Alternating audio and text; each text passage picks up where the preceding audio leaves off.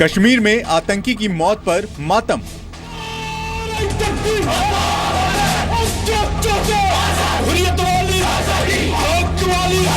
आतंकी के अंतिम संस्कार में पाकिस्तान की गूंज क्यों?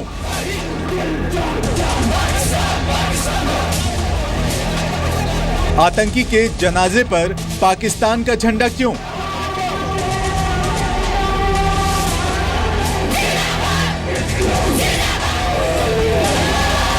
इस भीड़ ने क्यों लगाए देश विरोधी नारे?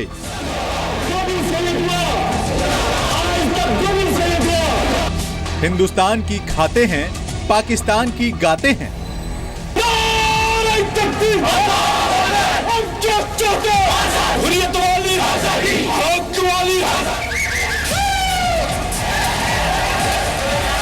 इस भीड़ को शहीद सैनिकों की याद नहीं आती।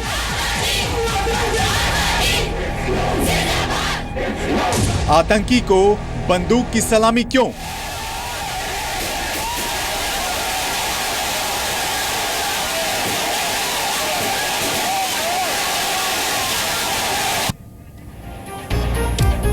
नमस्कार, मैं हूं सचिन। जम्मू कश्मीर से भारतीय सैनिकों की शहादत की खबरें और तस्वीरें आती रहती हैं, लेकिन आज जो आतंकियों के अंतिम संस्कार की तस्वीरें आई हैं, वो अपने साथ कुछ बड़े सवाल लेकर आई है।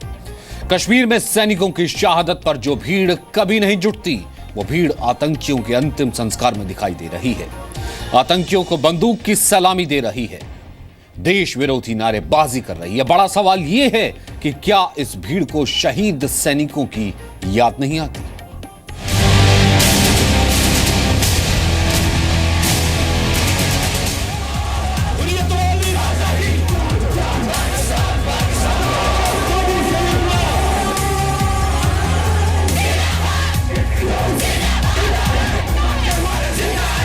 तस्वीर नंबर 1, आतंकी को बंदूक की सलामी।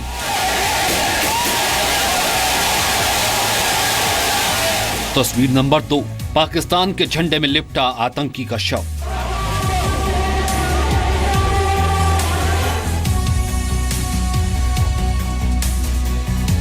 तस्वीर नंबर 3, आतंकी के अंतिम संस्कार में पाकिस्तान का झंडा।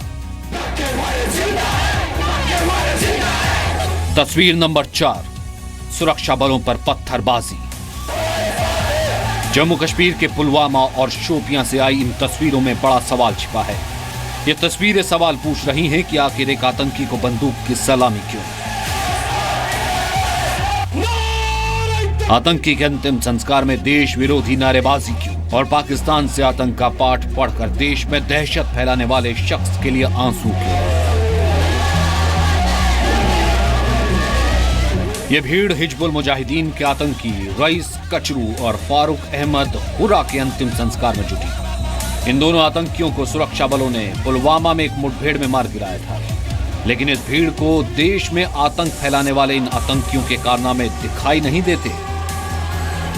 तभी तो इस भीड़ में शामिल आतंकी रईस कचरू और फारूक हुर्रा के साथियों ने गोलियां चलाकर उसे सलामी दी।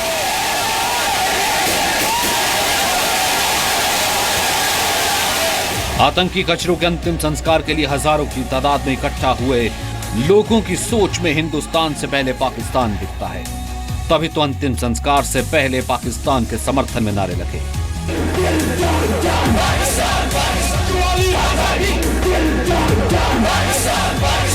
पाकिस्तान का झंडा लहराया गया और आतंकियों के समर्थन में सुरक्षा बलों पर पत्थरबाजी भी की गई।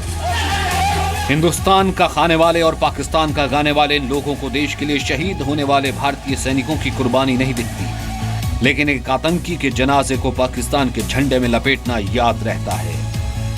पाकिस्तान जो है हर कोशिश करता है हिंदुस्तान को ज़्यादा से ज़्यादा जान और माल का नुकसान पहुंचाए। बुरहान वानी के मारे जाने के बाद में इस एरिया में लगभग 85 to 100 लोग जो हैं लोकल से रेडिकलाइज होके मिलिटेंट्स बन गए। हालांकि ये पहला मौका नहीं है जब इस तरह की तस्वीरें सामने आई हैं। दक्षिणी कश्मीर में आतंकियों की तादाद पिछले कुछ वक्त में लगातार बढ़ी है। ऐसे में आतंकी की मौत पर मातम मनाने वालों की तादाद में भी लगातार इजाफा हो रहा है। ब्यूरो रिपोर्ट, जी मीडिया। जम्मू कश्मीर में आतंकियों के जनाजे के साथ जुट रही भीड़ के जरिए आतंकी अपनी साजिश को अंजाम देने में जुटे हैं। स्थानीय लोगों के बीच वो अपना नेटवर्क एस्टेब्लिश कर रहे हैं और उन्हें सेना के खिलाफ भड़का रहे हैं।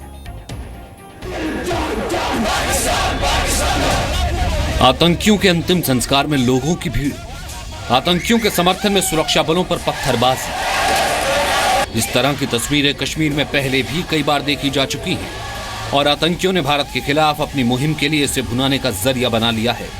पहले भी कई मौकों पर जब सुरक्षा बलों ने आतंकियों को घेरा और उन्हें पकड़ने के लिए ऑपरेशन चलाया तो गांव के लोगों ने इसका विरोध किया। सुरक्षा बलों का साथ देने के बजाय उन पर ही हमला बोल दिया। पिछले साल से खासकर दक्षिणी कश्मीर में इस तरह की वारदातें बढ़ी हैं। स्थानीय लोग सुरक्षा बलों के घेरे को बार बार तोड़ने की कोशिश करते नजर आए। पाकिस्तान के इशारे पर काम करने वाले आतंकी स्थानीय लोगों का इस्तेमाल कर शांति बहाली की कोशिशों को नाकाम करने में जुटे रहते हैं। जम्मू कश्मीर पुलिस ने आज हिजबुल मुजाहिदीन के आतंकियों को गिरफ्तार किया है, जिन्होंने कुछ ऐसा ही खुलासा किया है। इन आतंकियों की कोशिश जम्मू कश्मीर में लोकसभा उपचुनाव से पहले आतंकी बड़ी साजिश को अंजाम देना था।